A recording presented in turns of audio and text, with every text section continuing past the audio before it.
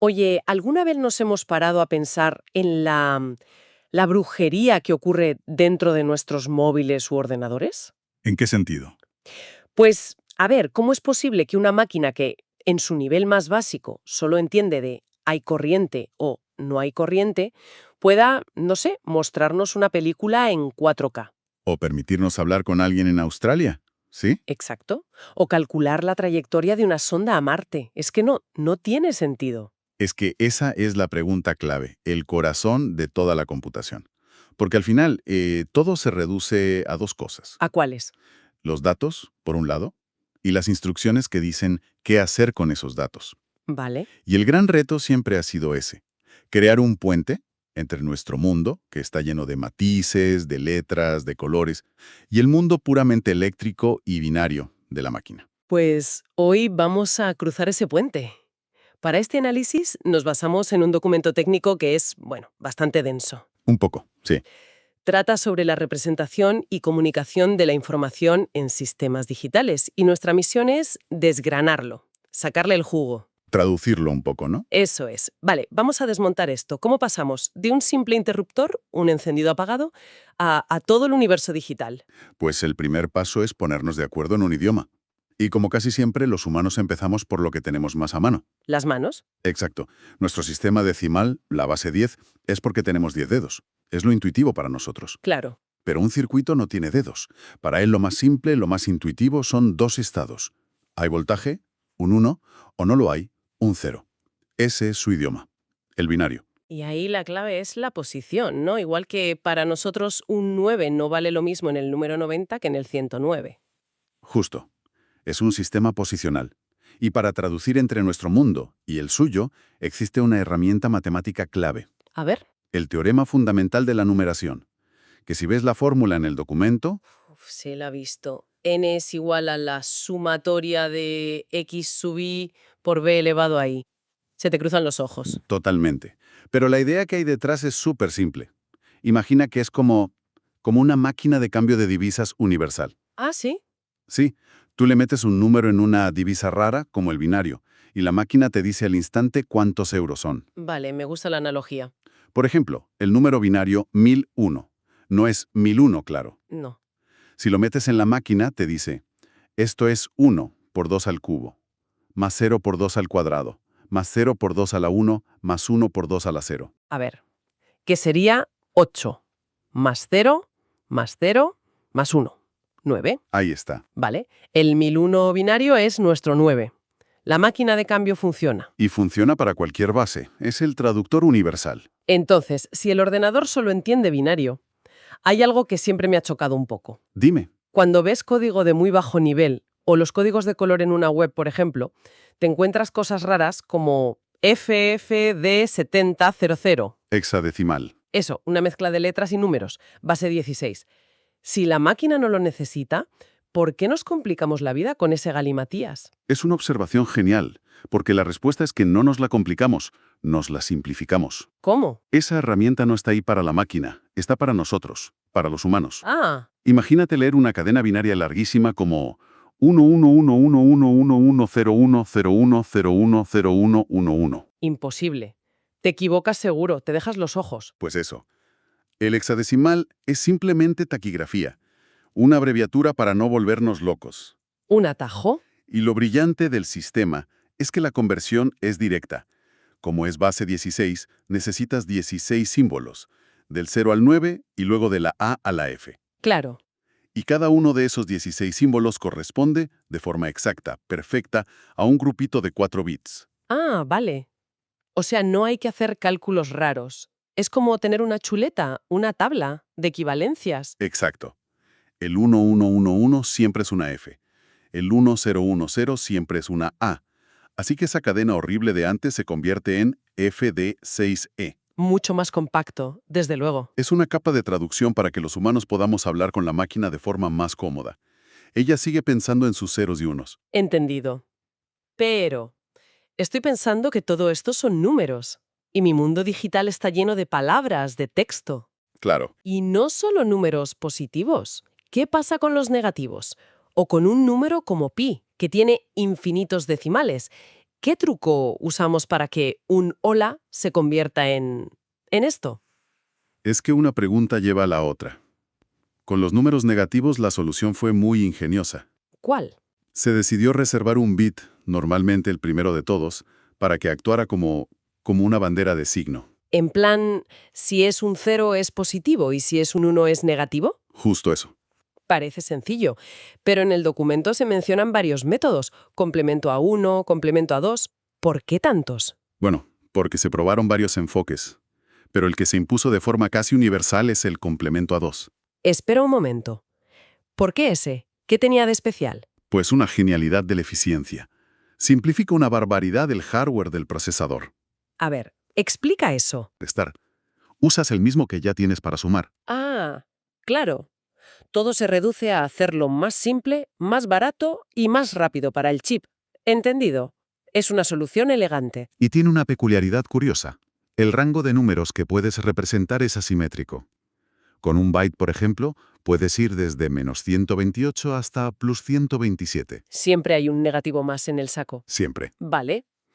Cubiertos los enteros, vamos a los decimales. En cálculos científicos, en finanzas o incluso en un videojuego, la precisión es clave. Aquí hubo dos grandes caminos. El primero, más antiguo, es la coma fija. Coma fija, dar a la vez el tamaño de un átomo y la distancia a una galaxia. Imposible. Por eso la solución que triunfó y que usamos hoy es la coma flotante. Que es mucho más potente. Muchísimo más. Es súper flexible. Se basa en la notación científica que usábamos en el colegio. Ah, ¿sí? El estándar que lo define todo, el IEEE 754, divide el número en tres piezas. Un bit para el signo. Como antes. Eso es. Luego, un bloque de bits para el exponente, que es lo que dice cómo de grande o pequeño es el número, y el resto, la parte más grande, para la mantisa, que son los dígitos con la información precisa. Entiendo. Y esto tiene aplicaciones más allá de la ciencia pura. Por supuesto. Y esto no es solo para científicos. Sin la coma flotante, la física de los videojuegos sería imposible. Los gráficos 3D no tendrían esa apariencia realista. El GPS del móvil, imagino. El GPS del móvil no podría calcular nuestra posición con la precisión necesaria. Está detrás de muchísimas cosas que usamos a diario. Vale. Eso sí, hay que recordar algo. La precisión, aunque es enorme, no es infinita. Siempre hay un pequeñísimo redondeo que normalmente es despreciable. Bien. Y ahora el gran salto. Ya tenemos toda clase de números. ¿Cómo pasamos de ahí a las letras? ¿Cómo se convierte una A en una ristra de ceros y unos? Pues a través de los códigos de caracteres, que no son más que diccionarios, acuerdos. ¿Diccionarios? Sí. Se crea una tabla donde a cada letra, a cada símbolo, a cada emoji, se le asigna un número único.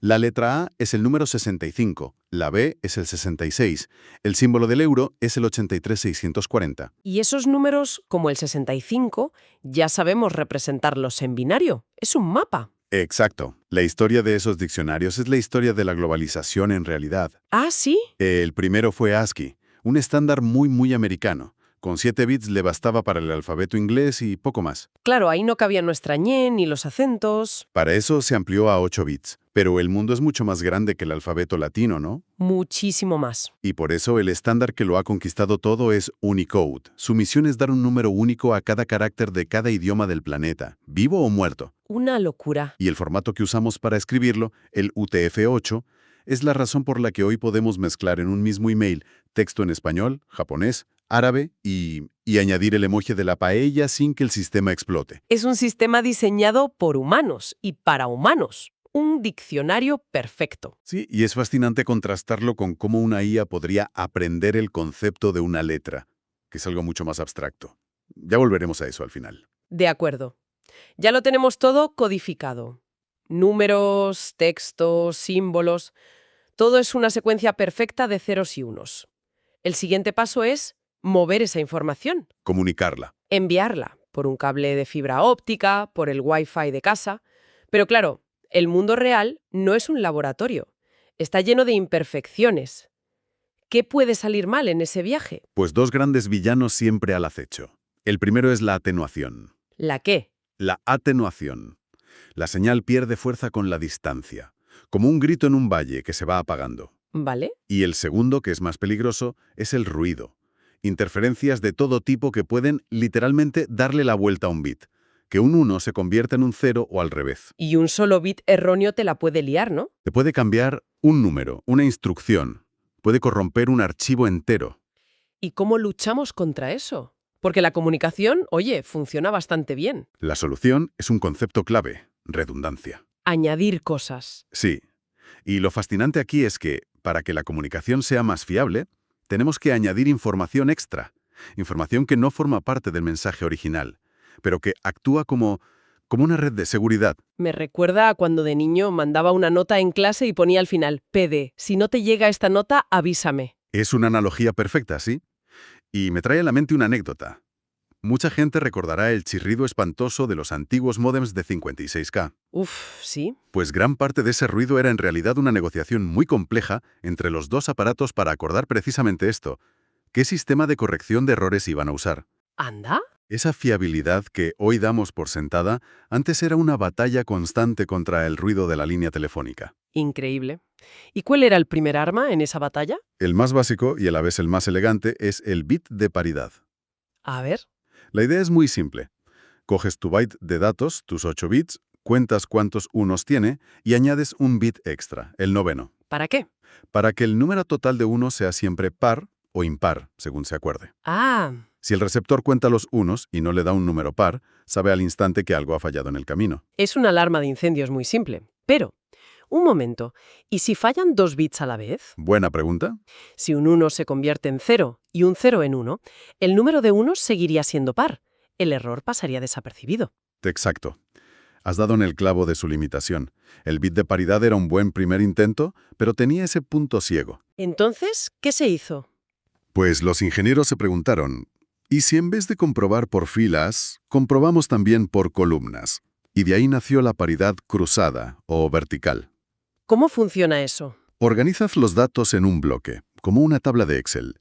Y así no solo detectas un error de un solo bit, sino que el cruce de la fila y la columna erróneas te dice exactamente dónde está. Como en el juego de los barcos. ¿Tocado? Justo.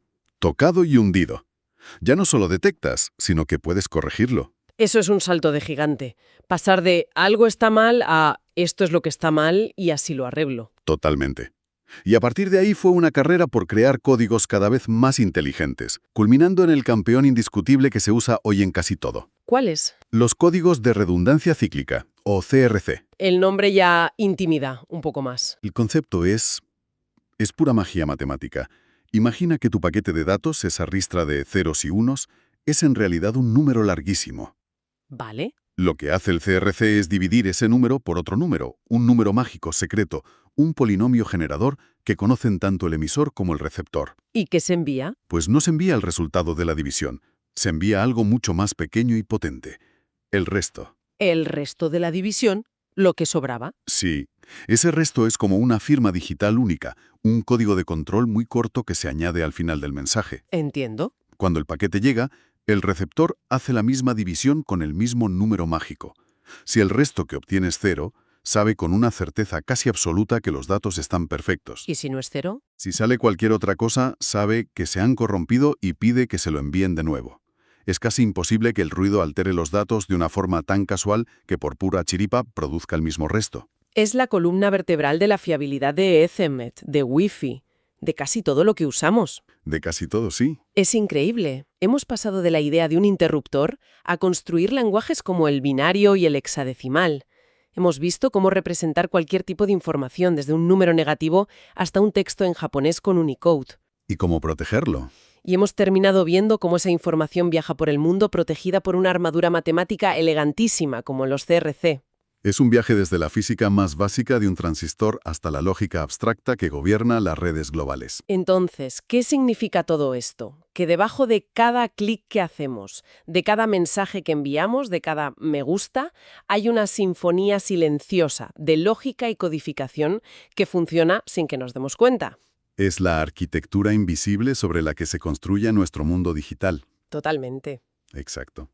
Y eso nos deja con una reflexión final que a mí me parece fascinante. A ver, dispara. Todo lo que hemos descrito hoy son sistemas lógicos, definidos por humanos, Un diccionario, como decíamos, de Unicode, donde cada código tiene un significado preciso que nosotros hemos diseñado y podemos rastrear, Un lenguaje que controlamos por completo. ¿sí? Pero el futuro de la computación, sobre todo con la inteligencia artificial y las redes neuronales, está yendo en otra dirección. ¿A cuál? Una red neuronal aprende a representar conceptos por sí misma, crea patrones internos increíblemente complejos que a menudo no podemos interpretar. No usa un diccionario que le hemos dado, crea el suyo propio. Ya. Y esto nos lleva a la pregunta provocadora que se menciona en las fuentes. Si durante décadas hemos construido un imperio digital sobre la base de un lenguaje binario que diseñamos y entendemos a la perfección, ¿qué implicaciones tiene empezar a ceder el control a sistemas que crean sus propias formas de representar el conocimiento? A veces de maneras que ni nosotros mismos podemos descifrar por completo.